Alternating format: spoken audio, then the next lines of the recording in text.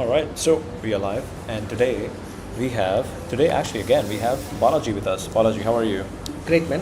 Perfect. Okay, so now you have Claude, and what are you curious about right now? You can just use Whisper Flow, Okay. and you can talk, and you can dive into a rabbit hole.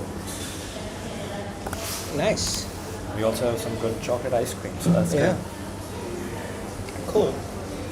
So, I've been, I've been pondering over this idea of,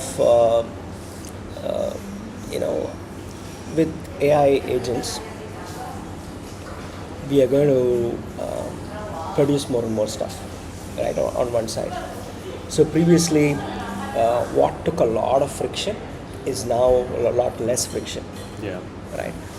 So, and with a very little agency, I can do a lot more, right? With a lot more agency, I could do crazy stuff, right? Like you would have seen, like this guy who kind of sequenced the cancer cells of his dog and then Yes. found Yes. got a vaccine. Yes. Like that's crazy shit, right? Yeah. And that's with a little effort, you can get there Yeah. on one side. On the other side, there are consequences, real life consequences. I can do a lot more damage also, right? So, and AI on its own could do stuff, right? There are a few things that they are saying, right? Like when does it become really scary? When AI is, like it becomes general intelligence, it becomes autonomous, it has its own goals, then you have no control over it, Yeah. right? So we need to kind of calibrate these Yes. things on one side. Yes. And then on the other side, there is this whole what if humans had a lot more agency than they have today, right? Even without any new technology, how many more problems we could have actually solved, Yeah. right? Why there is poverty, why Yes. there is Yes, problems, right? hunger, Because we poverty, have been yes. lazy actually, Yes. right? We could have been less lazy than we were. So I'm kind of trying to think about all the things that come up with these two. I need a lot less agency to operate now, and AI on its own could have a lot of, you know, AI could have its own agency, right? And how do you kind of bring skin in the game?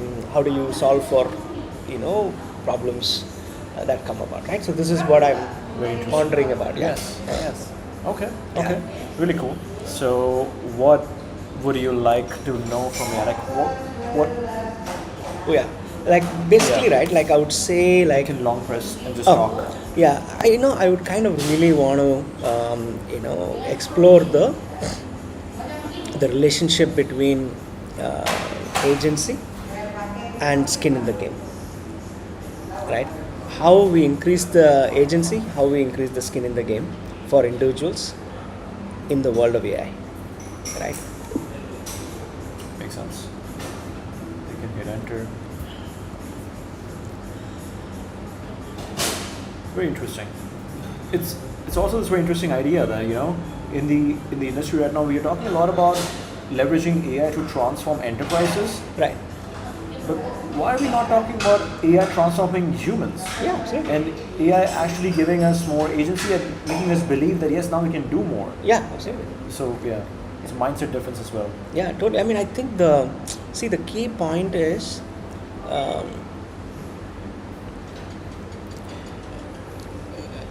like we have been limited in agency because of how we grow up, right? Because agency also means risks, right?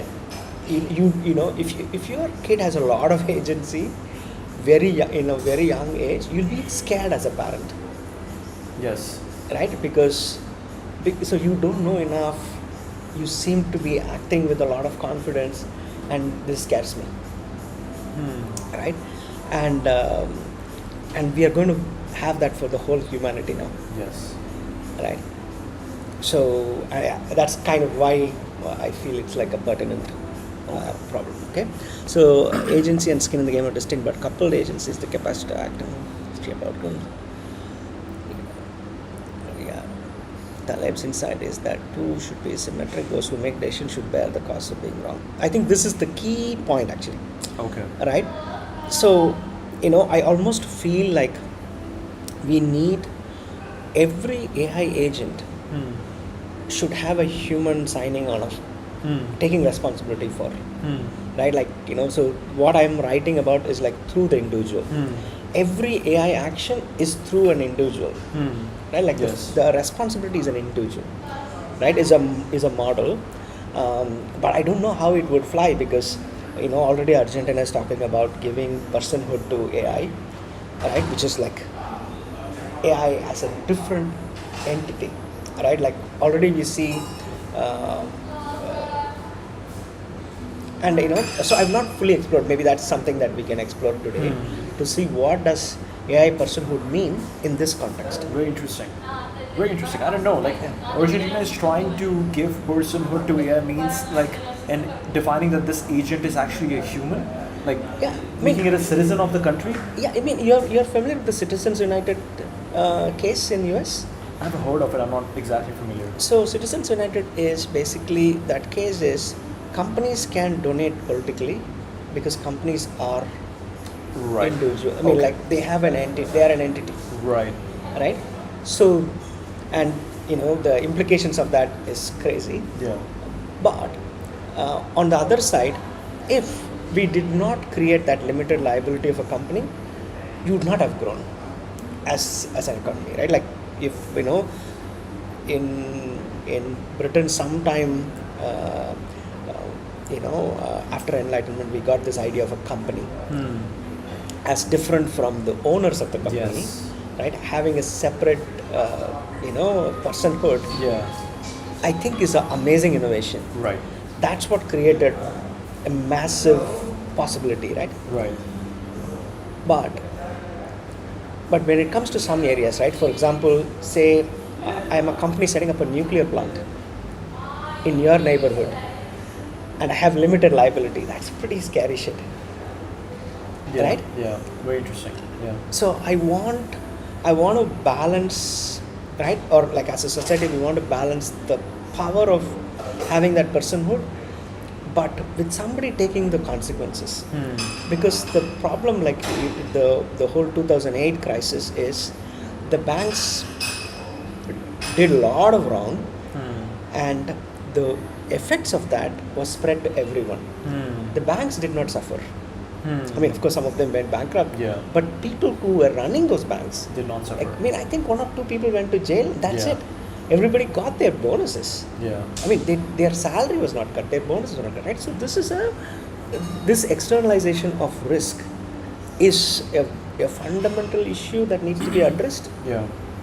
So how do you, on one side, address that without becoming a big break in solving problems? Very interesting. Right. This That's reminds the- me of the scene from Margin Call. No.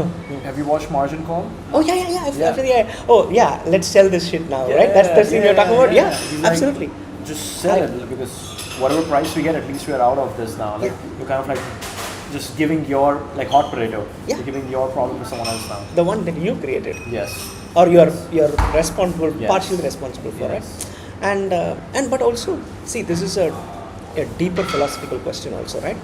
The philosophical question is, can you scientifically, accurately apportion blame? Hmm. Is it possible? That's a very hard thing, actually. It's not actually, Hmm. because for an effect there are many causes. Hmm. It's beyond one individual, one company, right? So it's a very hard problem at design level, at a very fundamental level, Hmm. right? You can't draw a direct line Hmm. between a consequence and the cause, Yeah. right? Typically there are many causes, right? So that's what makes it very difficult to solve this problem, Hmm. right? You can't, like the banker would say, hey, this is the law, right? I was not doing anything illegal. Yeah. And why was it law?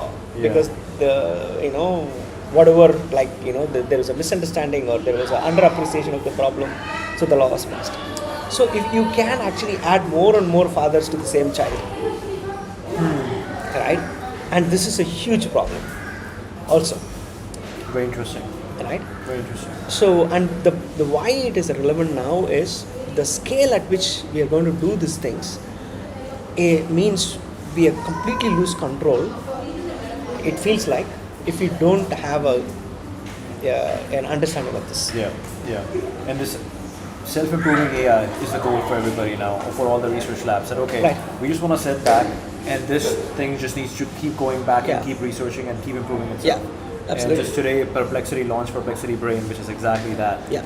So yeah, this is happening. Instead of giving humans the agency, we're trying to give AI the agency itself. Yeah. So agency means, right? So currently, AI, the goal is given by the human today, right? The AI is not improving whatever it wants. The AI is improving what we say it should, right? So in that sense, it is not setting its goal. Agency is me setting my goal, Yeah. right? When we reach a point where agents are setting their own goals, Yeah. that's when it gets scary, Yes. right? Yes. I give my clawbot my credit card, Yeah. and it decides what to do. Yeah. That's kind of the starting point of the problem, right? If the goal is mine, then it's okay, right? At least it's it's less, right? And the whole alignment problem is, at the cost of a minor digression, but very important problem, right? We don't know how to set goals, Yes. right? If Very Genie, interesting. Very interesting. I'm having this conversation with Arvind as well. Oh. Yeah. Please continue. nice. The main problem is we don't know how to write requirements, right? Let's say if a genie comes out of a bottle, if we say, okay, can you have a bunch of things you can ask this genie, and you want to optimize for the world's good, we don't know how to do it because there are non-linear effects. Yes. There are second order, third order effects which we can't compute. Right. So, and this is a pretty significant problem, right? Like this is a very commonly quoted example where they talk about like in Britain, India, right? There were this problem of rats, right, in a village. They said, hey, oh no, sorry, It was snakes, right? I know where you're going. Yeah. Yeah. So the unintended consequences, as they say, right? The example of this is this snake case. So because we don't know, right? We kind of create an incentive, we create a goal, and then that goal could have consequences which we did not anticipate, and the ability to control might be lost. Right? Yeah. So I think that's kind of like the issue, right? Like so there are like a few things we talked about, right? Like the should bear the cost of being wrong is a very very is a very hard problem, right? So we can only find the proximate costs, right? Let's say if somebody killed someone, right? You can say, okay, hey, he killed this person, but what about if this person was abused as a child? Right? Should did the person who abused this child get any punishment? Maybe, maybe not. Right? But can that person take responsibility for this killing? Hard to justify. Yeah. Right? So it becomes like so we are always looking for the proximate costs, not all the causes. Right. Right? So because it becomes very tricky actually. Right? And this is also like the real conflict between right and left. Right? So the right is closer to the proximate costs. The left is talking Right is about closer to the. proximate costs. Hey, you did not behave well, you should be jailed. Right? So like if that happens to be a black, the left would say, hey, he's behaving like that because of last 300 years, right? And it's where do you stop? Yeah. So I mean, are you right to just go proximal costs, or how far you go? Yeah. It's not easy to answer this question, right? So it'll never get resolved because how do you really answer this, right? But if you kind of I believe like the whole system is deterministic, not necessarily predictable, but it is deterministic, right? One causes the other. Like there is this famous saying, right? Like, can the bridge choose not to fall if it was weak? Right? I don't think there is a choice for the bridge. to fall or not to fall, right? And in some degree that's true for human beings also, right? So, and then there is this question of, okay, why do you punish people? Because you punish people not because they are something morally wrong. It is the way, like, if a car is faulty, you keep it in the garage type of stuff, Yeah. right? That's what a jail is, right? So you don't put it on the road, Yeah. right? So yeah, anyway, I mean, we are kind of going. No, very interesting. This right? reminds me of, I think, I forgot his name, but his name is God Saad, something like that. Yeah. He just wrote a book, Correct, Suicidal correct. Empathy. Suicidal empathy. Yeah. And I think, like, see, I mean, if you read somebody like him, right, which I have, yeah, which I have a lot of sympathy for that argument. Um, but I also feel, right, over the last many years, I've become a little center right.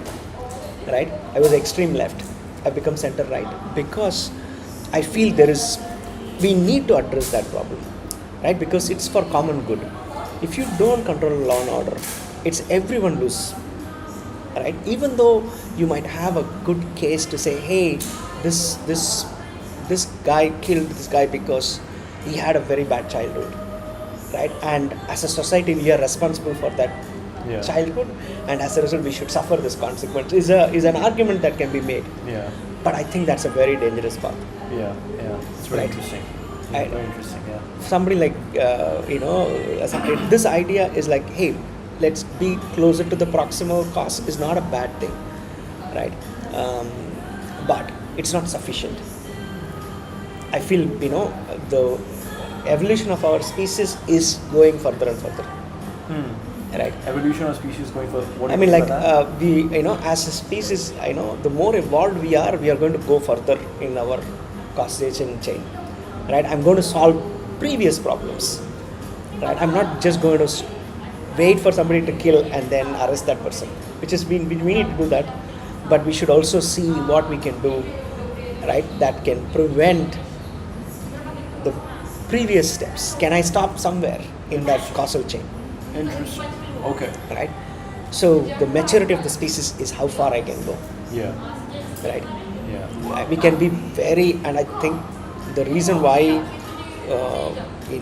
books like that comes up now and what's happening everywhere in the world between the right and the left is because the left has gone too far, Yeah. in my view, and we need that balance. So this is like the pendulum swinging a little bit on this direction. I prefer it somewhere a bit, not too harsh on that side, but at the same time not too crazy, right? So we need to find that balance. It's a hard balance to find because the arguments would make sense depending upon who you are, right? This is very interesting. It's like in everything we do, in every little decision, in every aspect, in every vector, there is always two extremities. It's always on a spectrum. There are two extremities, and it's not that the answer is left, the answer is right. The answer is that it's not the answer. It's the fact that we'll always oscillate. Yeah. We'll always oscillate. The answer is somewhere in the middle way. The answer is always the middle way, but the problem is you won't figure out the middle way unless you explore the extremes. Yeah. Totally. So you have to kind of oscillate between the extremes to find what is the middle way. Yeah. And I mean, you have come across Jonathan Haidt, I've heard the name, The Anxious Generation. The Anxious Generation, Yeah. and he wrote actually this amazing, I don't know if it's a book, but it's definitely a paper called The Moral Foundations. Okay. So, the evolutionary reason for morality, right? And so there are, I don't remember all of them, but it's like fairness, authority, purity, right, are some of those foundations, right? And recently I was studying about what happened to the South America, right? Like how there was such a thriving civilization where Amazon today is, Yeah. and Inca civilization, I think. I'm not sure exactly which civilization, but they were like a very thriving civilization, and at least the story I remember is like when missionaries went there, and this whole thriving community had no exposure to the bacteria from Yeah. the missionaries who were visiting. Yeah. It just wiped them out, Yeah. right? I don't know how far that is validated, but it makes sense. And our fear of a foreigner is exactly that. Historically speaking, when somebody who doesn't look like us come in, it comes with a lot of unknown risks. A lot of unknown Risks. risks. Right? Yeah. And imagine like 1,000 years ago, you shook hands with somebody from a different culture, and then a lot of people died. You think it's a curse. You think you have very poor explanation of Yeah. why it happens, Yeah. right? Yeah. And then you're afraid of this, Yeah. and that's kind of where like racism or something like that comes from, actually. Interesting. Right? So there is this fear of, hey, I don't know all the consequences, so I'm going to limit my exposure, right? And of course, it has all sorts of perverted versions of that subsequently. Yeah. And I still can't leave that. There is this sense of purity, right? I will not go outside my tribe. Type of is a very deep idea, right? So yeah, I think we went all over the place, but yeah. So when they get decoupled, you get pathology. I think this is the key point, right? People with agency but no exposure, right? This is the bank stuff, right? The executives with golden parachutes, pundits who never get scored, right? So like the bank stuff, and also like, hey, Saddam Hussein had weapons of mass destruction, like billions of money spent, thousands of people die. Who is responsible for it? No one, Yeah. right? I mean, no one directly, right? And I think the same thing is going to be true for, if I deploy AI and it causes all of this harm, what is the link between me and the consequence? Right? Is the at the very root of what we are, right? Very interesting. I think the executives with golden parachutes is so interesting. It's like the other ones are still like very extreme cases. This is like a very slow death case. Oh yeah, absolutely. Like the bureaucrat who's responsible for something, and when they abuse, or when they are corrupt, or when then it's just like the we don't have a way of tying back the consequence, right? In some sense, we like the market forces better than like a communist type of approach. Is the market punishes bad behavior better than a socialist or a, right? Because there is no buffer zone, right? Like when you save banks when they are going bankrupt, you are doing what a communist country is doing actually. Yeah. You are not allowing price for performance, Yeah. or punishment for performance, right? So yeah, absolutely. I think it's yeah. And I think the main thing with AI is the speed at which, and the inability of our to compute, right? Like for example, even with social media, the consequences are so big, and we are not able to, as a society, stop the social media companies, because that would have other consequences, right? Currently, we are upset that Fable is stopped, Yeah. right? But like I don't think we should be Puritan about any of the philosophies, right? Whether it is like I really like Lee Kuan Yew saying, I don't believe in any isms.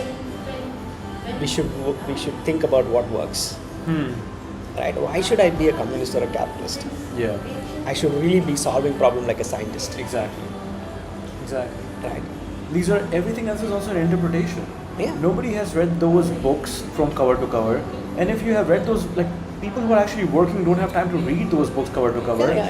And even the people who are reading those books cover to cover, everybody has different interpretations of the source Yeah, text. and it's an idea, right? Yeah. So I mean, how can an idea be perfect? Yeah. It's an idea. I mean, Yeah. it's not like it's not some law of physics. Yeah. It's a way of organizing stuff, right? All these systems are just like, I think this is the way to organize stuff, and it's flawed.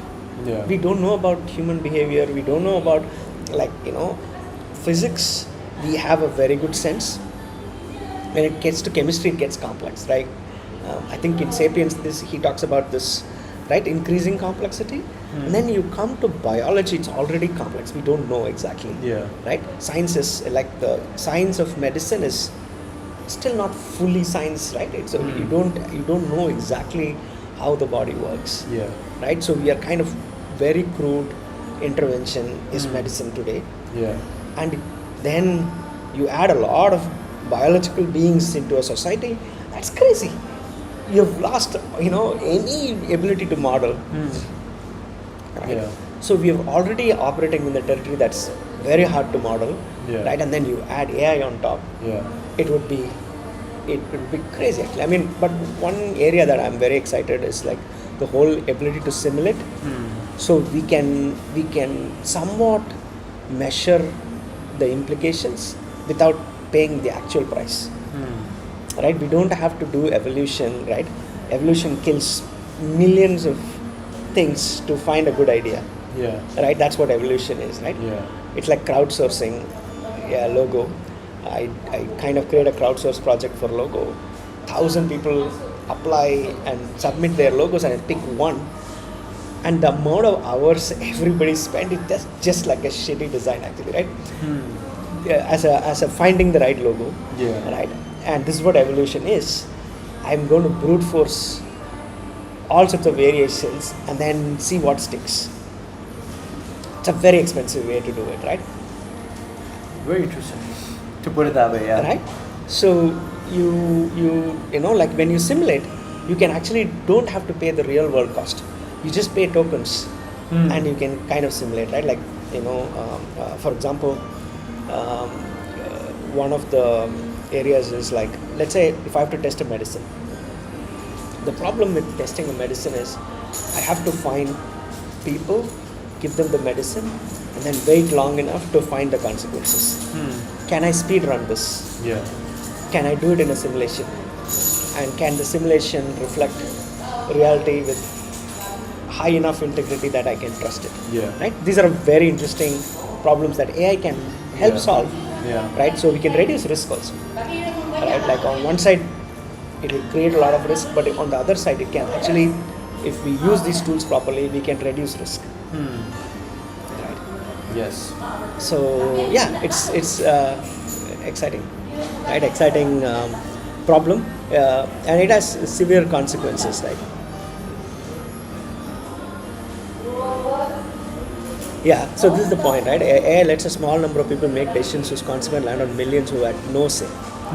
A model trained and deployed by one company restructures, like I don't know exactly how COVID happened, but there is a very good likelihood that this was something that we created in the lab, and then we made a mistake, and then millions of people suffered, right? And billions of people maybe lost their savings, and and how is the blame apportioned? Yeah. I don't think so, right? Yeah. And the same is, like imagine AI is like 1,000 COVIDs, right? And some of those COVIDs may be good, right? Some of those will be bad, right? And we have no way to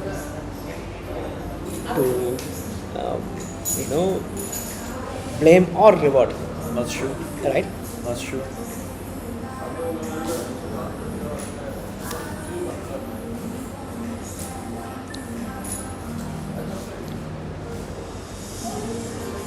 If agency itself is ambiguous, right? When you act through an AI system, who is the agency? You are the model. If the agent books negotiate rights on your behalf, you felt agency may rise, you accomplish more while your actual understanding and control drop. This is the real risk of the agency data, the expense of being in charge without the substance. Right? So these are like the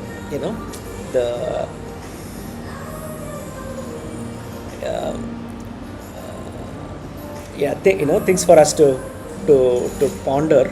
Yeah. And and then how do you is there a way to design some stuff so that there is a semblance of control, right? So that, currently, like even tokens for today, right?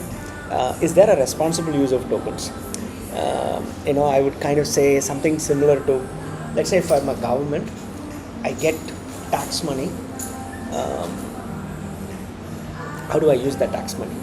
Right? Have you been to Angkor Wat? Angkor Wat? Angkor Wat, Cambodia? No, I have not, but I know what that Right. is. So, I mean, it's a crazy city, right? I've been a couple of times um, because it's just beyond imagination. The number of temples built within a few kilometers is ridiculous. And I was so surprised because that was they thought that was the best investment of the riches that they were making, because they were able to do all of that because they could harvest rice 3 times a year compared to once in most places. Right? They had the irrigation system that they could produce rice 3 times a year, which meant a lot of wealth accumulation, and they spent all the wealth in building these temples, right? Which really was not a productive asset, Okay. right? Like the US national highways, for example, is a ridiculously productive asset, right? Like what China is doing with the bullet trains or any of that infrastructure is making every human being who is touched by it more productive. Instead of spending 6 hours to go to this town, I'm going in 1 hour, Yeah. right? Which means trade increases, all sorts of amazing stuff happen. But I could also use the same money to build a huge temple, which, there might be some value to it. Why would I build 1,000 temples in a place? Right? Like, so the same way, I could have all of these riches, right, in tokens, and I could use it for unproductive stuff, which not only depletes resources of the current generation, it does disservice to the next generation. Right? And that's how some of these civilizations have died. Right? Because they couldn't protect themselves. Right? Very interesting. Very interesting. So, do you think, I'm actually really curious now, Right. that investing all their riches into temples, was that like fully 100% unproductive? So, see, the thing is, it And is was that the marginally reason? productive, right? It's Yeah. marginally productive in the sense, right, assuming it was not all slaves.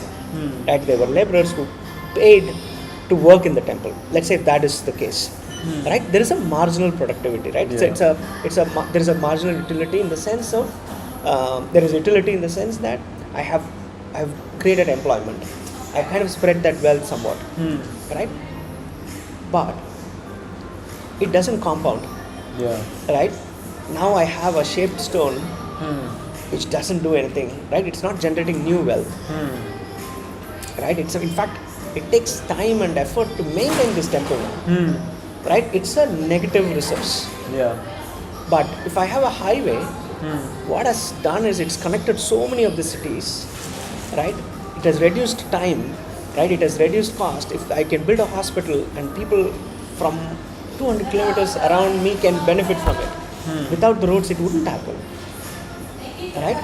So so there are assets I could create that are productive, and I can create assets that are shitty actually, or negative, right? I could build a bomb and bomb a few places, right? That's kind of a completely negative investment, Yeah. right?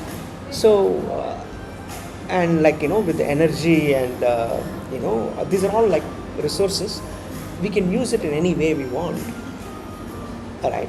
So, somebody who systematically saves and compounds that money versus somebody who would drink and spoil their health, and then they have to pay more for recovering from that damage that they have done. Yeah. Right? You see a completely different path, right? Yeah. So as a species we are doing both, right, all the time. Yeah. Right? Yeah. We have resources. How do we spend the resources? How do we allocate those resources? How does that resource help now and in the future? Interesting. This is very interesting. Okay, so we basically started this conversation with like, how do we responsibly spend tokens? Right. What's Yeah. the responsible use of token? Yeah. So I'm now curious, like, where are you leaning towards? So I think it's kind of connected to the same Yeah. issue, right? So I could use this resources for good, or I could use these resources for that will damage. Yeah. And both will happen, right? Because and sometimes some of them would be questionable, right? So you don't know, like, did internet do good? Absolutely, right? I mean, I'm kind of a techno optimist. I think most technology does more good than harm. But I can't say that for every piece of technology, right? In general, we could make a claim like that, but um, and we are kind of entering into a very interesting territory, uh, right? I'm not. My instinct is, I mean, I've not read enough to make like a scientific claim, but my instinct is we'll be okay with AI. But some of these risks I feel are like, maybe we should be more aware of this, so that when we design AI systems, we can be a bit more responsible, Yeah. right? And Yeah. what can we do at a design level, Yeah. right? Yeah. This is very interesting. Like this thing. By the way, do you want to respond to this? Okay. So yeah, which angle do you want to take? Mechanical. So what did we say? If the agency is going to increase agency, yeah,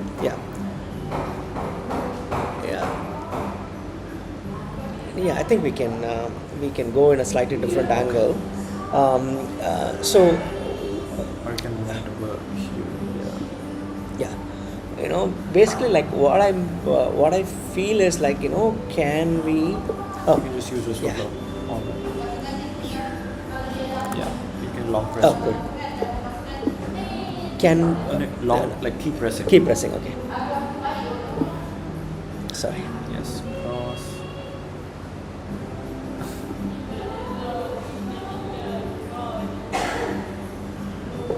So, I mean, I think the angle we could take actually is,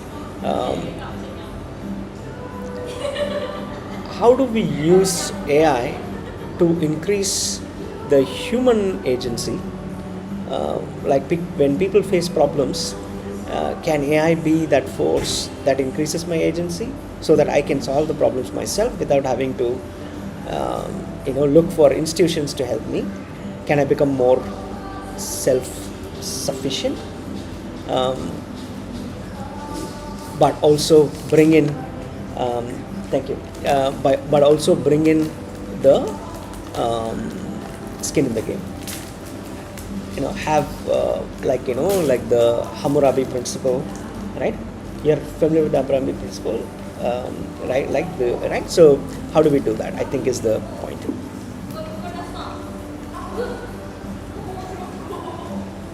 Yeah.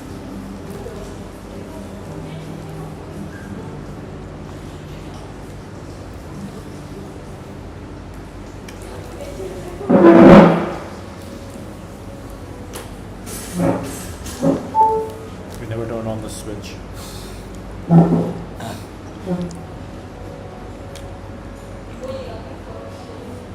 Right. If you, oh yeah, you have that. This is actually pretty good. Oh, Linda, thank you so much. So good.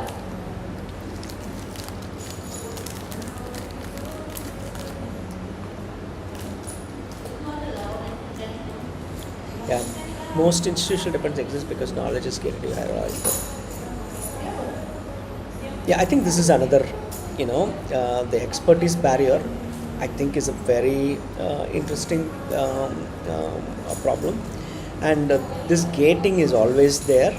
Um, right, I think I read somewhere, I've not validated this information, but when thermometer became available, right, it took many decades before thermometer was, allowed for parents to buy to check temperature of their children, because the doctors are afraid that the mothers would, do something crazy, right? Like, so institutions are like that, right? And it would be very laughable if you said, hey, we can't give thermometers to parents, they will do something crazy, right? So experts problem is like that.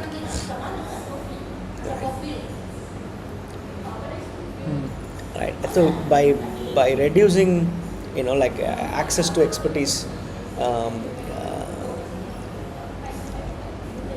yeah. And this is also a very interesting problem, right? I mean, we're kind of talking about a lot of different problems here that we need to navigate.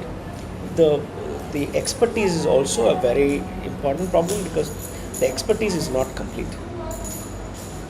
There are limitations to expertise, right? Um, and depending upon the area, sometimes the expertise is a bunch of heuristics. It's not like really tested science. So it kind of becomes, because the AI is not, just because there is more knowledge doesn't mean it's complete knowledge, right? So this is another challenge.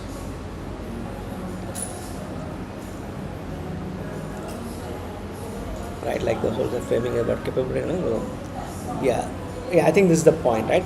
The capability transfer. The goal isn't AI to do it for you; it is for you to come out the other side actually more capable and exposed, right? And so it's like it acts like a tool, and we keep our sovereignty. Right. But I'm not sure about this actually. If you can't function without the model, you haven't gained sovereignty. I don't know. If I can't use a calculator, I'm going to be not able to calculate. That's okay. I think it's okay actually, because if you can't go to another city without a car, I think it's I don't believe this is the right framing for thinking about it, but.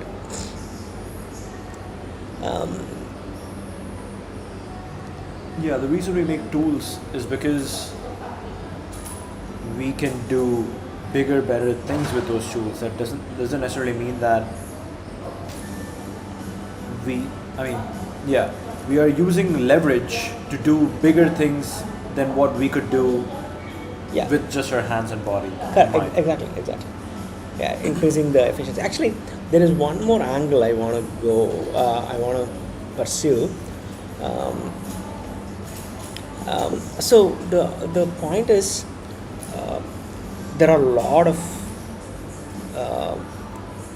human problems we still have to solve, right? Whether it is disease or poverty or mental health or right, you have like hundreds of problems at a human level that's not solved. And then if you kind of double click on each one of them, there are some technical problems that needs to be solved, right? There are, material issues like actual physical resources that needs to be solved. Right? Yeah. So what would be really good is like a huge list of these problems for AI to attack, right? And in what I am doing, right, one of the things I want to build is for school students to know the unsolved problems. Right? Yes, it's like YC's requests for startups. Right, yeah. So like, this is the request for the world, right, as a species and including maybe other species. So can we kind of list all the problems that we need to solve, which has got highest leverage, right? This whole distribution of token that we talked about earlier, so that we have a better allocation of tokens. Yeah. Right. Currently, we and then how do we incentivize, right? Without getting into government, subsidizing or taxing tokens. Yes. Right. We don't want to go that path. But how do we incentivize in a market forces way so that the biggest problems are solved first or solved earlier? Is another angle that I want to explore. Really cool.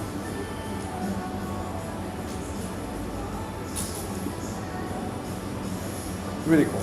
Yes, this is exactly what I was thinking for even NS. That NS should have requests for NS or requests for startups for NS, because we come over here and not every kind of startup can be built over here. Right. You cannot build a truly robotics company. You cannot build truly like a data center, like AI research lab that is dependent on like its own vertical integration. You cannot truly build like a rocket company over here. Right. So you need to kind of create this request for startups so that people can all start thinking in a certain direction. Oh. And you can start forming that ecosystem. And from a world perspective, again, makes sense. Yeah.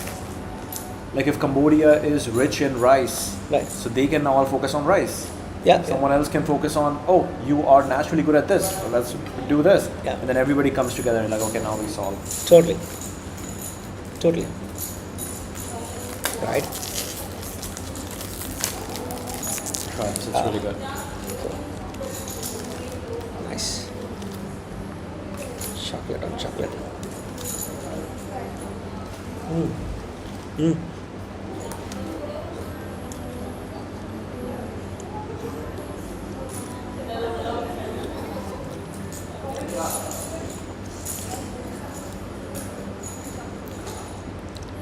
Yeah, canonical list of humanities unsolved problems. I think this would be amazing. I don't know if it exists already. Right? Maybe we can check that. Yeah. The WT, okay? All right. Yeah, beautiful. So if not observe what already exists in Gopal, the Millennium Prize problem, the Hilbert's 23, the UN Sustainable Goals. Okay, the open philanthropy, cost prioritization, effective. Wow. But the gap, none of them fill exactly. You are framing a tree that connects all a felt human problem down to its technical sub-problems, down to its material constraints, ranked by leverage, written so that a 15. Yeah, I think this is an amazing framing, right? Nice.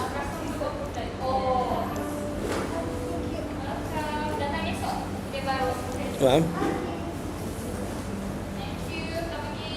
And I think, so if we have this backlog for humanity, right, then we can do sprint plans with AI. Right? A human, a humanity backlog. Sorry, you were about to say something. Now, I was just saying, like, it makes so much sense, right? Like, when you think about it, that if you walk into a city, like, let's say New York, there are 200 cafes. Right. This is not essential for survival. It's kind of like art. Right. It's kind of like a passion project, right? But what is happening in these 200? They're like, each one of them has like 10, whatever, 5 baristas and 1 security guard, and they're all doing the same thing. It's like massive duplication of effort. Right. From a humanities level, if you think about that, it's a massive duplication of effort, because ideally if you were working in a company like Microsoft or whatever, like a really effective, efficient company, people get fired for duplicating efforts. Yeah, absolutely. The goal is deduplicate. Yeah. So on a humanity level, we need to like deduplicate the efforts. Yeah. I mean, so it's a very tricky thing. Yeah, right? it's interesting because It's you also need competition. Yeah, you need competition, and also so this is the idea of central planning that the communists talk about or the socialists talk about, right? Because I can optimize resources by centralizing the planning, right? And it's a very tempting idea that I can now optimize, but we have figured out it's not possible to optimize like that. Yeah. But what I feel is like you need multiple ways of thinking about it, and multiple people attempting it, and multiple ways of prioritizing the same list, right? Because sometimes some people might think poverty is more important, some people might think mental health is more important. There could be different perspectives, and we don't know what is right. Yeah. But it's about a marketplace of these problems. Yeah. Right? Problem solvers. Yeah. Right? If we can enable that, if we say, hey, here is a list of problems, you do your own prioritization. You pick whatever appeals, right? Because your value system is saying this versus somebody else's value system says that. It's interesting. I think you need to kind of like on a high level to a group of people, you kind of have to give direction as well as some sort of business model incentive. Right. That yes, people need direction. Yeah. Because otherwise we outsource meaning to God-state network. That's what we are, right? Like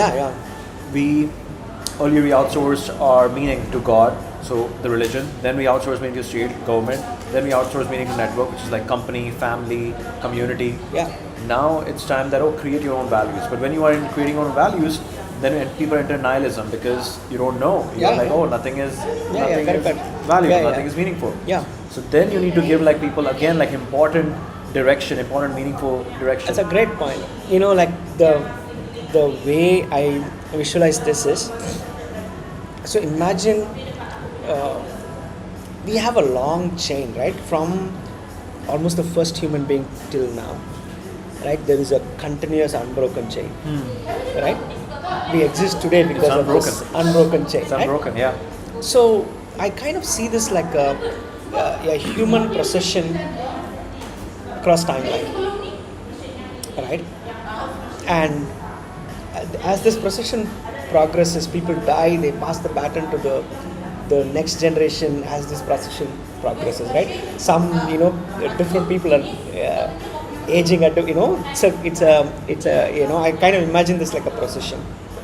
And as we continue this procession, there is always this risk that procession will stop, right?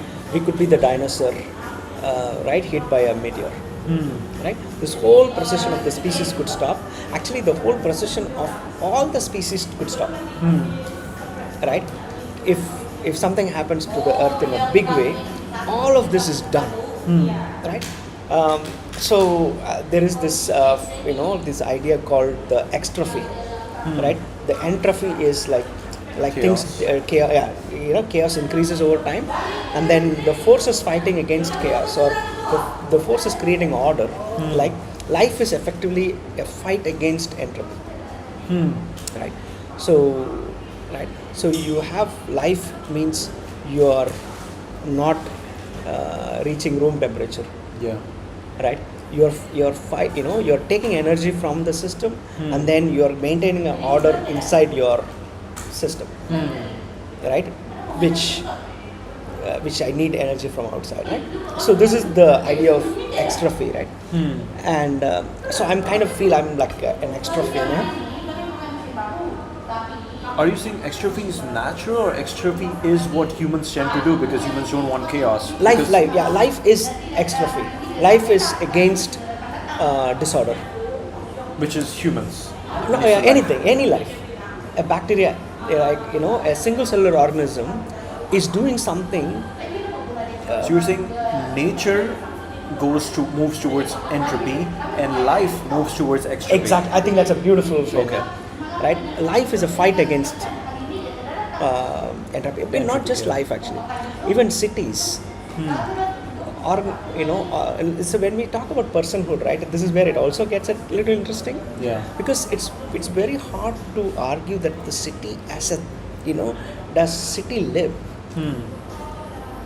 You have a feeling that it may be actually, right?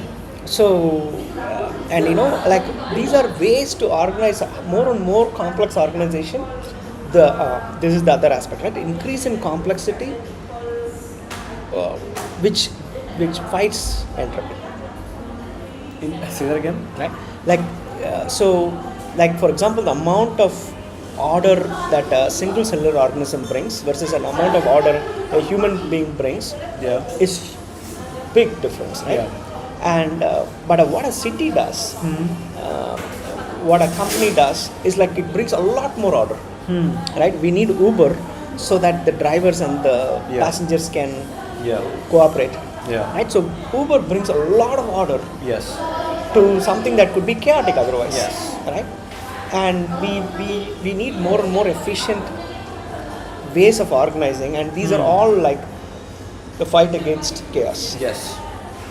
right? So Beautiful. I don't know how we got to here, but We started with extropy. yeah. So like my instinct is like our job, the purpose is increasing order, Interesting. right? I think this is again this is the same thing left right. We oscillate between entropy, extropy. Oh, extrophy is there always. Entropy is there always. It's the state of affairs. Sometimes even in our life, we after a lot of structure, we are like, oh, I got bored of the routine of the structure. I want to kind of uproot. I want to burn down my entire life and move to a new country. And I want to start everything all over again. But see, the thing is, disorder grows, right? A disorder grows, right? So like even grows. as you age, the body is becoming weak, the cells are becoming poorer, right? Your hair is becoming gray, right? So this is disorder, increasing disorder, Right. right? So as long as you're living, you're constantly fighting this disorder. Yes. But disorder is always chasing you. Yes. Right? If you don't do anything, disorder will come in. You have to you have to put energy for order to be maintained. Yes. Right? That Yes. that addition of energy, life figures out a way to bring that energy and put it so that I can bring order. Very interesting, right? It's Yeah. like it's the same thing as life is uncertain, life is disorder. Life is always going to be that way.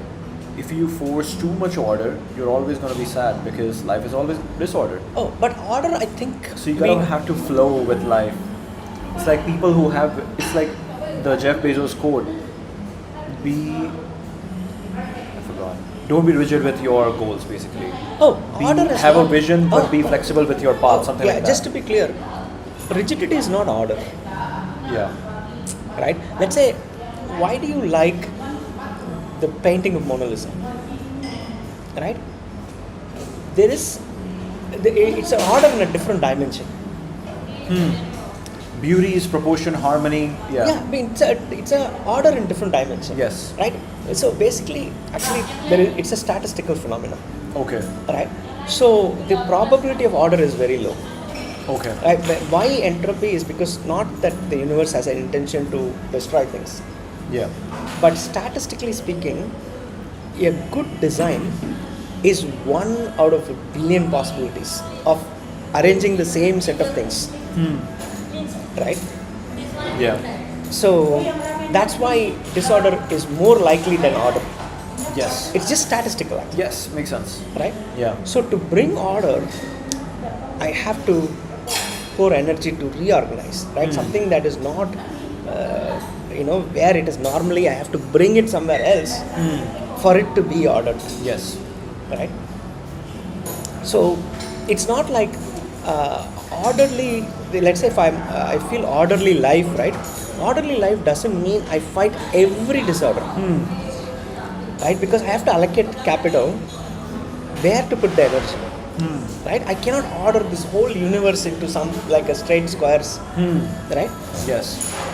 So it is really So interesting. right? Go ahead. I'm going to increase complexity, Yeah. so that I could bring order to bigger and bigger territory, right? So that's the point, Yeah.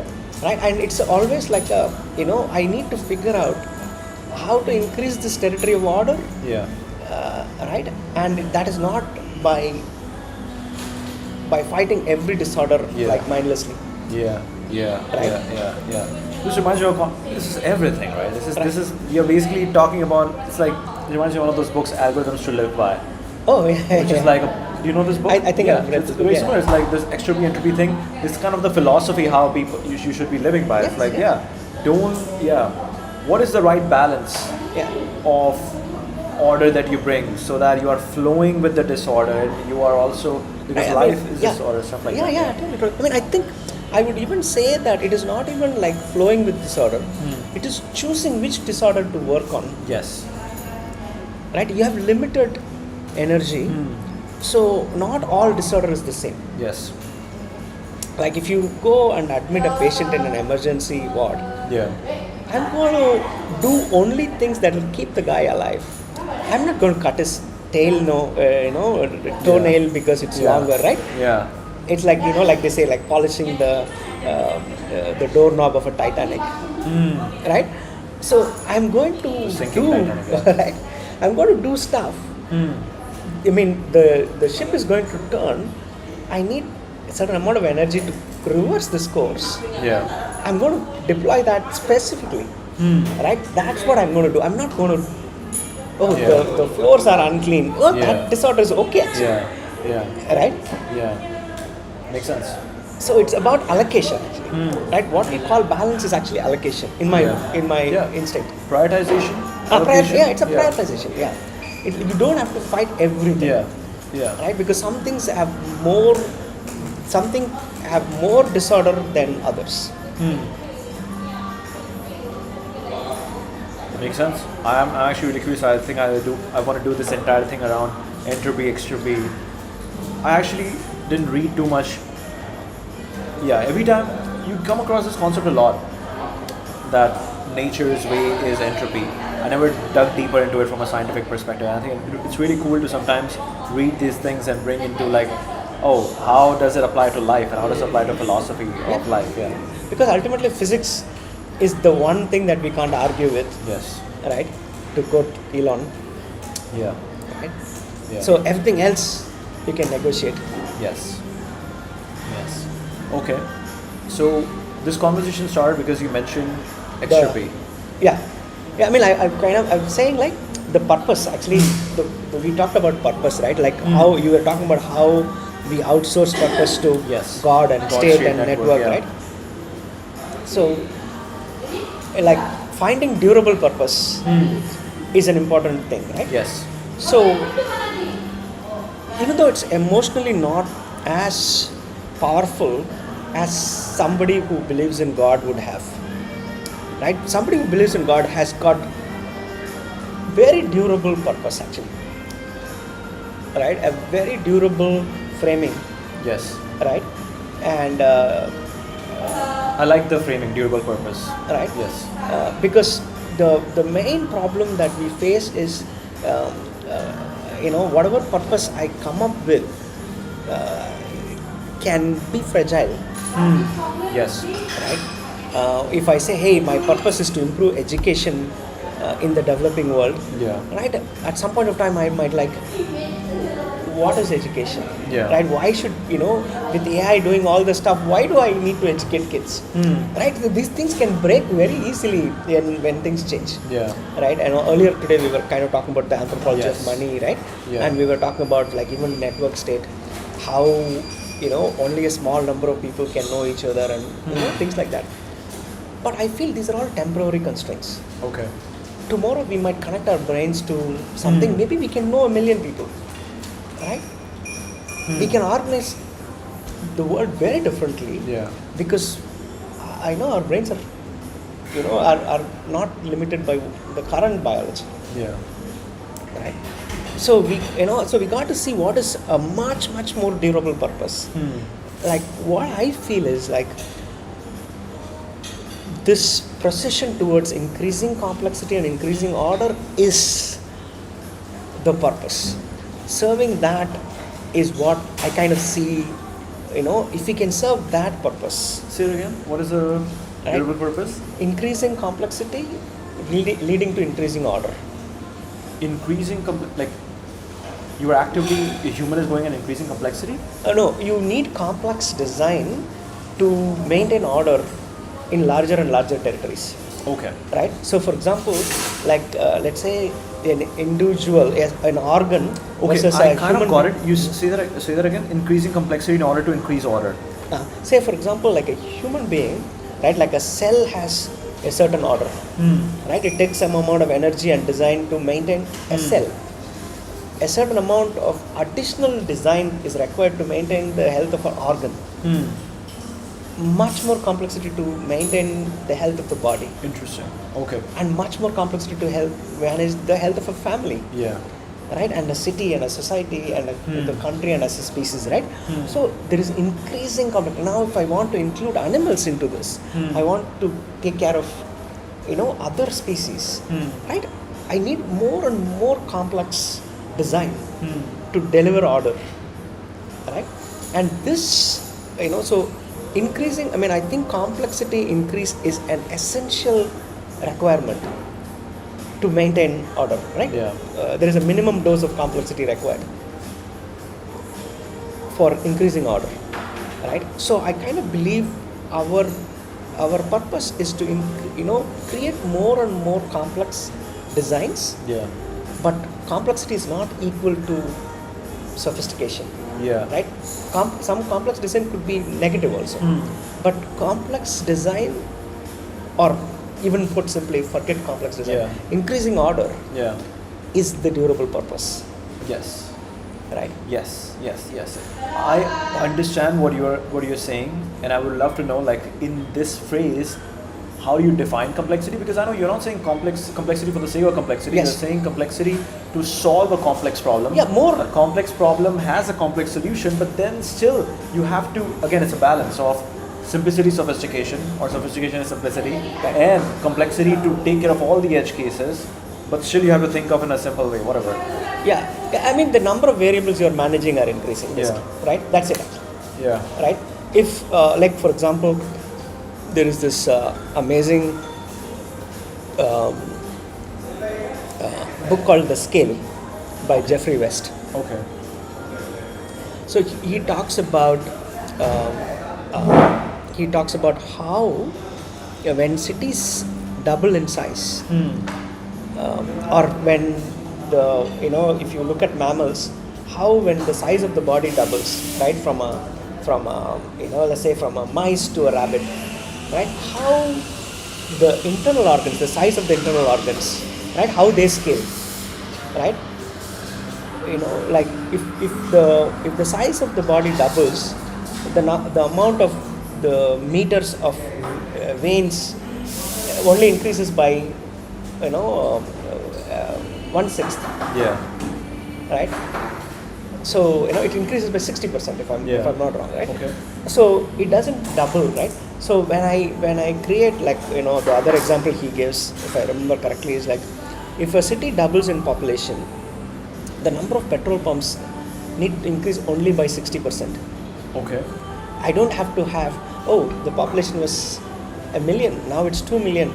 There were 200 petrol pumps, I need 400. I mean, I just need 340 petrol pumps, right? Or 320 petrol pumps, right? So the scaling laws have very interesting stuff, right? Like where I'm going with this is, complexity doesn't need to double, right?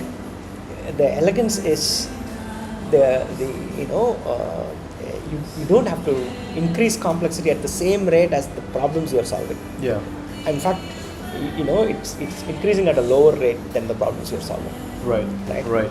Intuitively. Yeah. Yeah. Right. Really cool. So this is your definition of complexity. Yeah. In this context. Yeah. I mean, there is another way of talking about complexity. See, complexity is like a rich set of interactions, right?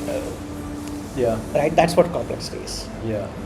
You can, Right. like, what do we say, recursive definition, which is like it's a complex set of interactions. Yeah. But yeah, rich. Yeah. Is just Another for word complex. for Yeah. complexity. Yeah. So why I say rich, or maybe let's see if there is a better way of. Rich is a very interesting word to use Yeah. as a synonym for complex, because by rich you are saying that it's not that it's complex just for the sake of complex. It's actually valuable rich. It's valuable and it's a lot. It's diverse also, right? Like Yeah. I think we are saying rich in the sense of the variety of right, the variety of interactions. Yeah. Right. It's variety. It's meaningful. It's not that you just want to cut all that complexity. Yeah. It's not increase in quantity. Yeah. It's increasing, like totally. Like for example, like I think recently there was this study of neurons, and they found so many new types of neurons, right? And from a very small part of the brain, they kind of found so many different type of neurons, and with all sorts of functions, Yeah. right? And I think that's what I mean by rich, Yeah. right? Very interesting. And the interactions between them, right, that's a good point actually, right? I don't have a more elegant way of describing complexity. Rich is a good word. Right? Rich is a good word. Right. Yeah. It's like sometimes we say that. Actually, Go ahead. I think this is so I would add one more idea to rich. Yeah. Have you come across this idea of Parisuttam and Paripurnam in Hindi or in Sanskrit, I think, right? No. So the idea Parisuttam, Okay. right? Which means like it's so you cannot add anything to it and you cannot take anything from it. It's complete and it is pure. sounds very Rick Rubin creativity. Like, Right. yeah, you remove. It's like again, You don't- remove the unnecessary Yeah, fluff. Elon talks about the same thing. Where like Right. you build a system and delete everything Yeah. until there's nothing else to delete. Yes. Yeah. You cannot delete anything more for Yeah. it to stop functioning. Yeah. For it to continue functioning. Yeah. You don't need to add anything more for it to function. Very interesting. This Right. looks like the Raptor design, the Raptor rocket design. If you have seen these Yeah, exactly. three evolutions of Yeah, Raptor, exactly, right? Raptor rocket. So I think complexity, when I, like, how is this connected to complexity? I kind of feel like it's rich, but it's needed, right? That's what I'm trying to mean, yes. right? Yes. There are exactly. variety of things, but they're all needed, Exactly. right? And the more and more variety I need Yeah. for it to be operating, that's what complexity Yeah. is, Yeah. right? Yeah. Yeah. Now it makes. I think the Raptor engine is a good example of Yeah, it here. totally. It's like, it looks so simple. They made it so simple from if you compare with the NASA design, Yeah. but it gets the work done. Correct. Exactly. Yeah. Exactly. It's the right amount. Yeah. You cannot add anything and you cannot remove anything. Yeah. Right? But yeah, interesting. Very interesting. Very interesting. Wow, we have gone for a long time. Can I just quickly check? Yeah, 9:30, yeah. What time is it? Oh, 1 hour, 10 minutes. Okay.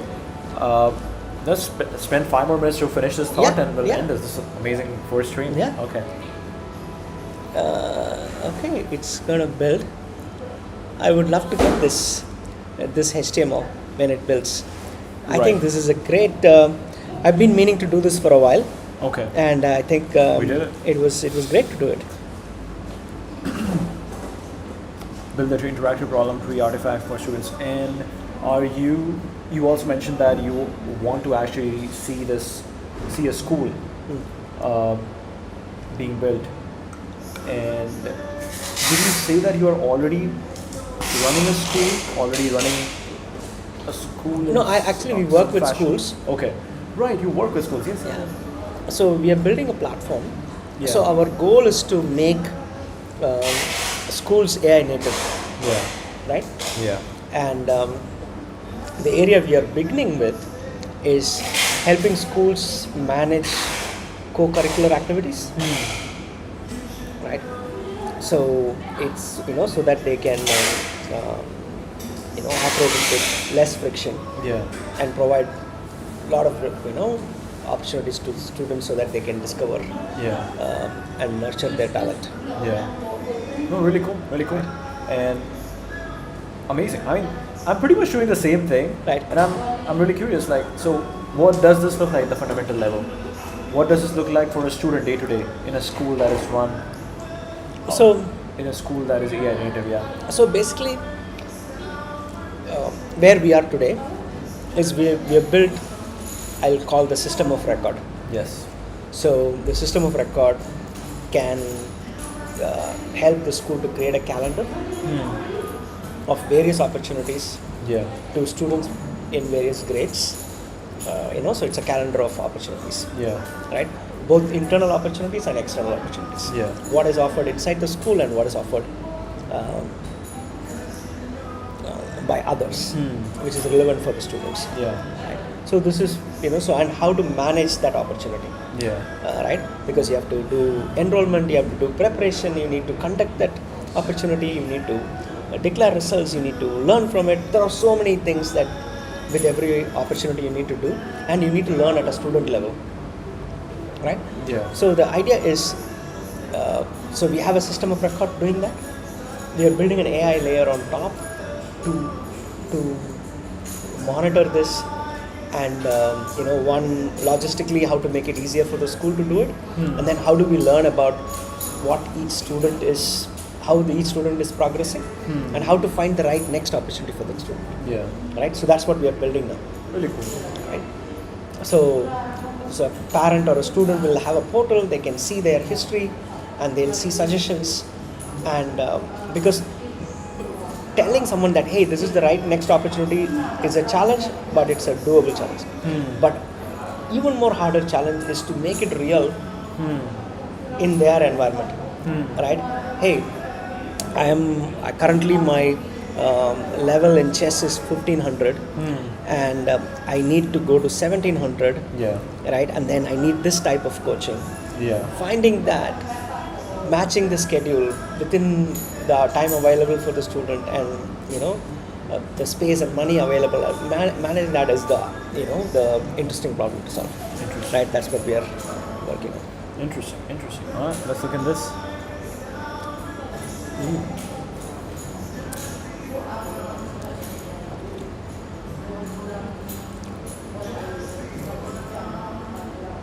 But this is not all the problems. This is a bit limited. Yeah. This is very limited. Yeah, maybe it needs another attempt. Yeah. But okay, I think it just stuck to what we were discussing actually. Yeah. It's just kind of create a website based on what we were talking. Yeah. Okay, but yeah. Yeah. All right. This We is can- amazing. yeah. Thank you so much, Balaji. Cool. Thanks. How do you for feel sharing. about your first stream? Yeah, pretty cool. Amazing. Yeah. Yeah. Go ahead. No, I was planning to do these things for a while, but never had the time or the opportunity to do it. Thanks a lot for